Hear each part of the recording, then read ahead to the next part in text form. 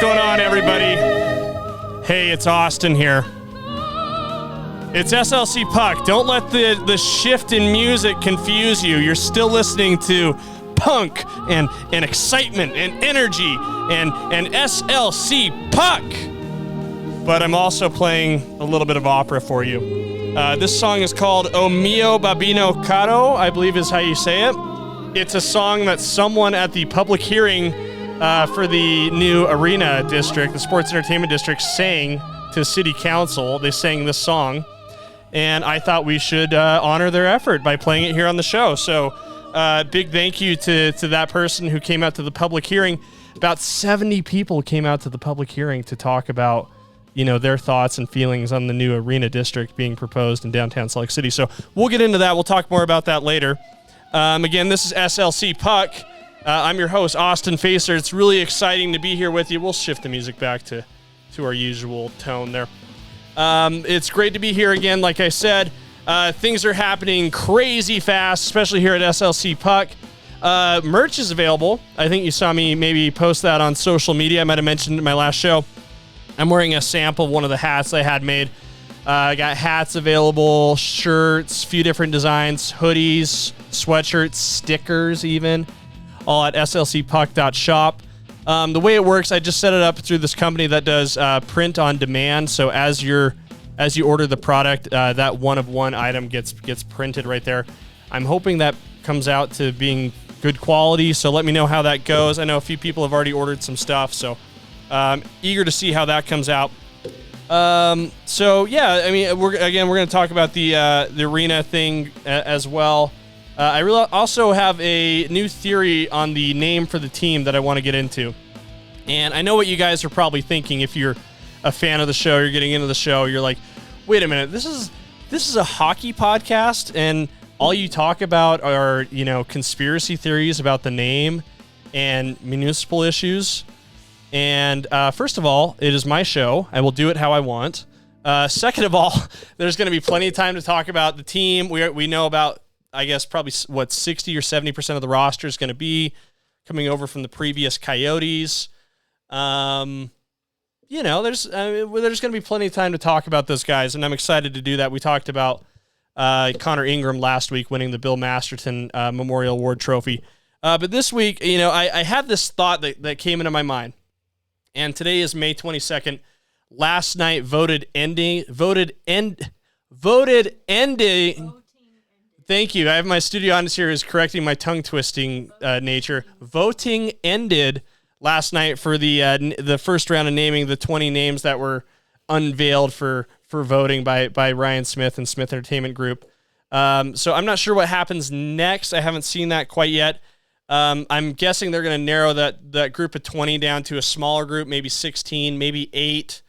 But as I've said in other episodes of the show, and as I've said on social media, so if you don't follow me yet, you should. It's Twitter or X, whatever you want to call it, SLC Puck. That's where I'm most active.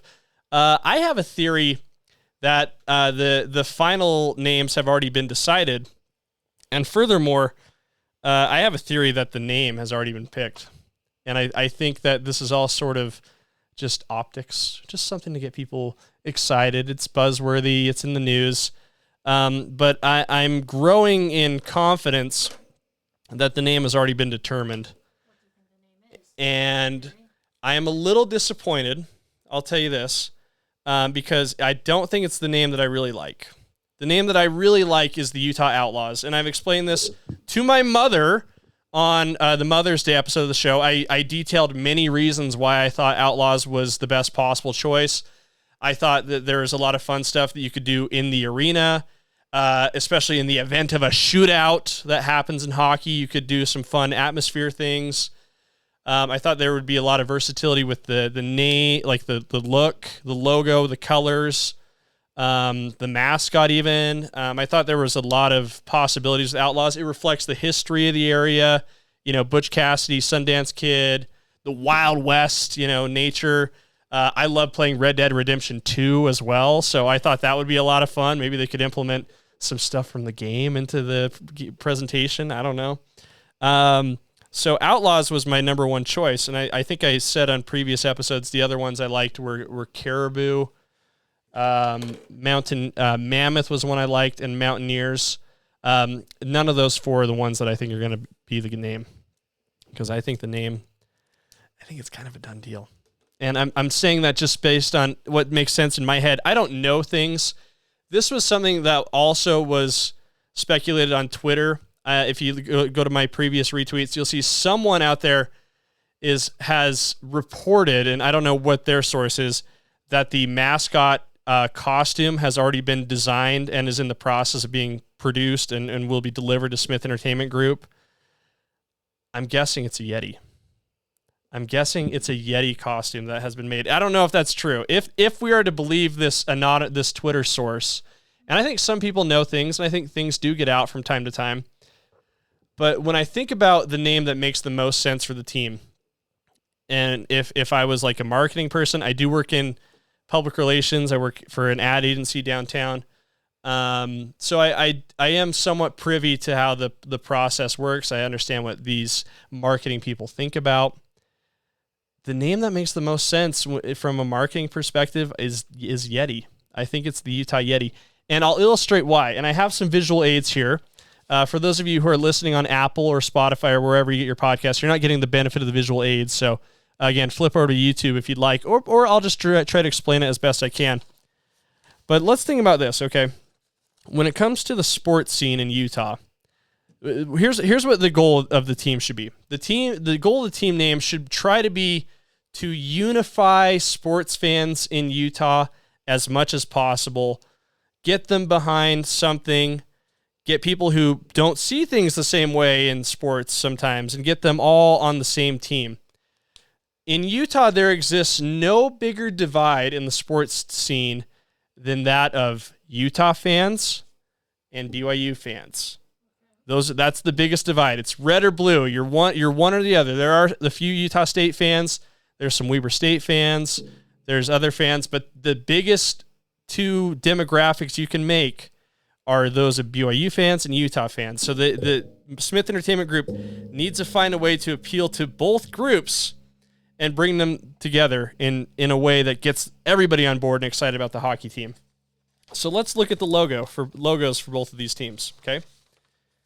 BYU is a Y. Utah is a U, right? Do you see how this goes together? Now, which name of the names on the 20 list do you think best appeals to a U and a Y team? I would say the Utah Yeti is something that can attract both teams, because you could put together a cool secondary logo that's kind of like this. It's a little mock-up I found online that has a U and a Y. You throw that on a hat, that's something that fans of both Utah and BYU would get behind and support. Don't you think? I think that's a good theory. All right. That makes sense to me. But also we need to consider, what might the color be? What's a color that would appeal to both BYU and Utah fans? Well, let's look at the color, this little helpful color graphic that I found online as well. Again, I apologize. I'm sure this is a little patronizing to some people. Blue, red, that makes purple. That's my theory for what the team's color is going to be. And I think this holds a lot of weight. And from what I've seen, this is something that Ryan Smith has said too on the Pat McAfee show. He likes the Utah Yeti name because he sees how it can appeal to people on both the U of U side and the BYU side. To me, it seems like if you're trying to get as many people on board as you can, this is probably the way to do it, to get the UY logo. I think that's the key to the whole thing. And purple's and the Jazz are purple too. That's a color that people really like for the Jazz. When the Jazz tried to go to that horrific highlighter yellow color, there was a lot of anger, a lot of upset people, which was justifiable, by the way. They've looked awful for the last couple of years. And I'm pretty sure the Jazz are going to phase out that yellow almost entirely from this point on. I think they're going to be primarily purple, sort of more like that old school late 90s look, the Stockton Malone NBA Finals run. That's the look people like for the Jazz. And I think it's been a lesson learned for Ryan Smith and Smith Entertainment Group that purple seems to work with this market. And when I look out at the mountains, especially this last winter, I really noticed more than ever. I'm like, holy cow, those mountains look purple. They look purple. They look great with the snow on them. I really like the color purple. I think it's a color that's somewhat rare and unique in hockey. I can't think of too many teams that wear purple. I mean, the Los Angeles Kings have some purple looks that they do to sort of a throwback to their 70s look. For the most part, they're black and silver though. So the Utah can really stand out in a big way by having purple as their primary color. I think it'll also be fun to maybe get some other elements, things that reflect the area as well. I think copper should be implemented as one of the colors as well. I think maybe like what you're going to see when this rolls out, I think what would really hit a home run with people around here would be to lean into sort of that jazz aesthetic from back in the day. So, we're talking like the light blue, the copper, maybe like a black and copper look could be really cool, but heavy on the purple. And I think that's what we're really going to see. And I don't know what happens next. The first round of voting is over, and we'll see, does it go into the bracket now? Do we have like matchups between different names? Again, I think the game is rigged a little bit. I think Smith Entertainment Group probably has their top 4 in mind, and they might have their winner already.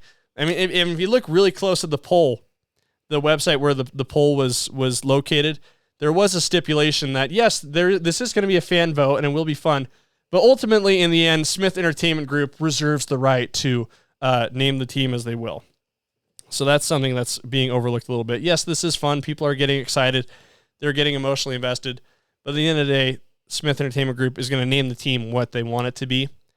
And to me, the one that makes the most sense out of what we're seeing on this list is Yeti. That's just how I'm seeing it, and it's for the reasons that I've outlined. Too bad though, I think we will see like what a logo would look like for some of these finalists. I think we'll see like what a logo for the Outlaws might look like, the Mammoth. Again, people really like Blizzard. I think KUTV is reporting that they did a little straw poll, and their finalists were Yeti, Outlaws, Mammoth, and Blizzard. Blizzard is horrible, by the way. That should not even be a consideration. It's way too close to Avalanche. It's not tough. A little snow. It's the double Z thing, and that's got to go. We got to get rid of the double Z sort of theming that we I think people just find it funny more than anything. So sorry, Blizzard, we're not going to name. That's not going to be the name of the team though. So hey, what are you gonna do? Anyway, that's my big theory, Yeti. Sound off in the comments. I know you guys do. I really appreciate the feedback. Don't forget to like, comment, and subscribe. But tell me what you think about my line of thinking, because I think it makes sense, and maybe I'm wrong. Maybe maybe there's somebody out there who knows more than I do. So, but the other thing I want to talk about, and again, I know you hockey people are like, all right, Austin, enough of the conspiracies behind the name. Enough of the talking about the municipal issues that are happening, the public hearings, the arguments being made in front of the city council and the Salt Lake County Council. Just get to the hockey. Well, you're gonna have to wait another episode for that, because that's what I want to talk about as well. Because right now we're talking on Wednesday. Tuesday, the Salt Lake City Council faced their first wave of public worry as Downtown Sports District gets first airing at a public hearing. That's the headline here from the Salt Lake Tribune. So I'm going to go back and forth. The Salt Lake Tribune and KSL.com did a really nice job of covering this. And from what I can tell, it was a freaking marathon. I think this public hearing lasted about 4 hours. People just going up and expressing their views on the matter. So kudos to the folks who are covering that, because yeah, it looks like a lot of work, and like I said, a marathon. So I'm going to bounce back and forth here. But you listen to the opera music that I played at the beginning. That was something that was sung by a woman named Sabrina Nelson, and she voiced her concerns about the future of Abravanel Hall, specifically about the acoustics in the current building. That was her way of, and singing, I think, was her way of showing her expertise in the musical realm. And supposedly she's really good too. So I wish I could have grabbed the audio for that. If anybody has it, send it my way. But what she said, Abravanel Hall is one of the greatest acoustic halls in America. This could be a tragedy because of all the corners that'll be cut in this project.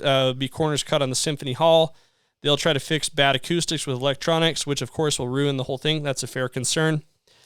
She was one of 70 speakers who weighed in directly before the council as it considers a 0.5 percentage point sales tax increase to help pay for the downtown entertainment district. A lot of folks talked about keeping Abravanel Hall, which is located on that site, in its current form. That decision, this is important to stipulate, ultimately rests with Salt Lake County, not Salt Lake City. Here, this is interesting. I think some people were like, I didn't know this person was still around. But Carolyn Abravanel, who is the widow of the legendary conductor of which the Symphony Hall is named after, Maurice Abravanel Hall. See, you get it? She is also worried. She's like, hey, there could be untold impacts. After all, this building was a donation from the Church of Jesus Christ Latter-day Saints. So, what are we going to do? Is this what we do? Is this how we honor our past, by tearing buildings down? And coming from Ms. Abravanel, those are powerful words. But Smith Entertainment Group has voiced that they are committed to keeping a symphony hall on site in some form. They didn't say whether or not they prefer rebuilding one or renovating the current Abravanel Hall. But this is what's interesting is they say that the cost of renovating or rebuilding Abravanel Hall will be about the same. It'll be about $250 million. A lot of clams, you know what I mean? This is what I've heard. I've heard this from very reliable sources, so I feel pretty confident saying this. The truth is Abravanel Hall needs some work. I think the building's almost 50 years old.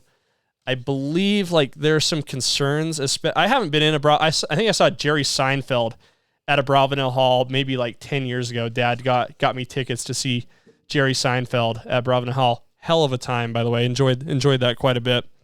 But Abravanel Hall, the chandeliers, it's got the gold leaves, it's got all the lights and stuff. It's very beautiful on the inside. But I believe there's a concern that it's sort of the way it was built, again, being 50 years old, it's not totally well situated for, ADA stuff, the access for disabled Americans, all that kind of stuff like that. It's not great. So that's something that will have to be redone. The other issue is if they go forward with this plan where they sort of uproot the area between the Delta Center and City Creek, the orientation of the building would be kind of off. The entrance just goes right there out into, what is that? That's South Temple.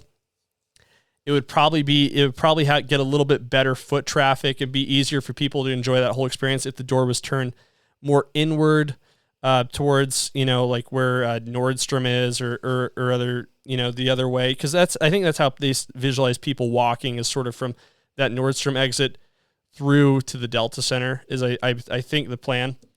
So they would have to fix the door. It seems to me like it's going to be something in the middle. There's going to be some sort of renovation, some sort of demolition. And again, having spoke to some people who are very involved in the Utah Symphony, a lot of them don't really see the issue. They don't see the same issue as Ms. Abravanel. They see this as a really good opportunity to get a world-class symphony venue, which should be the expectation. I hope they don't cut corners too. I think what the opera singer there, Sabrina Nelson, said is a fair concern. I hope they don't skip corners on any of this stuff. I hope they really take their time, make something cool, make something that people can be really proud of.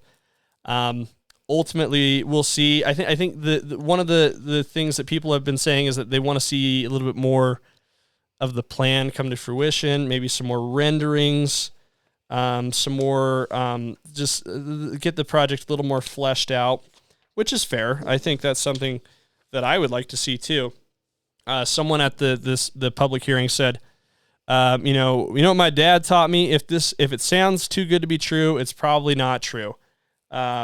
Which, hey, I think people should approach this with a little bit of temperance, a little bit of skepticism, and I think that's going to ultimately lead Smith Entertainment Group, maybe pressure them in the right way into doing a really, really nice job on this project.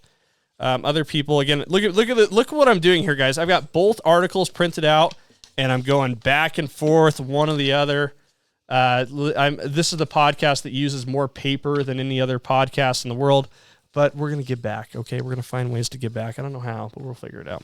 But anyway, so just going back and forth here, the other sort of entity that would be affected by this proposed district is the Utah Museum of Contemporary Art, which is located right next to Abravanel Hall. But here's the thing. The museum officials have stated, they told the council this, that they welcome the significant opportunity for the aging facility. They said, to many, when they hear UMOCA is going to be turned down, it creates a gut response, ushering in the fears of the deconstruction of an organization. Museum Executive Director Laura Allred Hurtado said, that is not what is happening here. We know and have heard from all partners that UMOCA matters to us and to them, so they feel like this could be something good for them as well. Another business owner, guy named Nathan Phillips, spoke and said, investment in downtown drives not only investment in the downtown area, but across the region, and everyone would benefit. That's sort of the stance that I'm on as well. So from here, the city could vote on an agreement with the Smith Entertainment Group as early as July 2nd, so stay tuned for that. We will be covering this on SLC Puck more, and we're going to get to hockey stuff, okay? There's more stuff coming around. Before that date, I believe the NHL draft is taking place. Utah is selecting 6th. Probably going to take a defenseman, like I said.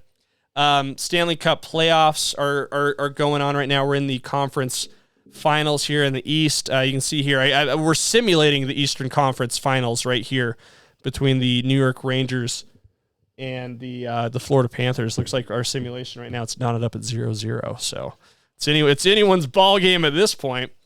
And in the Western Conference, it's going to be the Dallas Stars taking that was a wet little taking on the Edmonton Oilers for the right to go to the Stanley Cup final. So that'll be pretty cool, and that's definitely something we'll talk about. And when we get to the Stanley Cup final time, we'll definitely be digging in our teeth to that. But we're talking about what's in the news with hockey in Utah. These are the things that are in the news. The Yeti thing is a thing that popped into my head. I would love to be proven right too. Wouldn't that be cool? So I'm just getting this on the record right now. But that's what I have for you guys today on the show. Again, thanks for tuning in to SLC Puck. Having a ton of fun putting this together for you guys. You can follow me on social media, all the socials, SLC Puck. Trying to figure out how to get more active, like on Instagram and TikTok and all that. I have those social handles. I haven't really done a lot with them. I got to figure that out. I'm only one person, guys. It's just a one-man show. This is a one-person operation, and I'm doing the best I can. But we'll get some more stuff out there for you. SLCpuck.shop is live again. Let me know what you guys think. There's probably some stuff we could do to make that an even better experience for you guys. So let me know. But again, the biggest thing, if you like the show, just like, comment, subscribe. That's really helpful to making this thing bigger and better. And yeah, it's just fun. We're just having fun here, guys. Again, thanks for tuning into the show. I'm not gonna treat you to the opera music. You'll have to get your own opera music if that's what you want to do now at this point. But anyway, thanks for tuning in, guys. Appreciate you. We'll see you soon.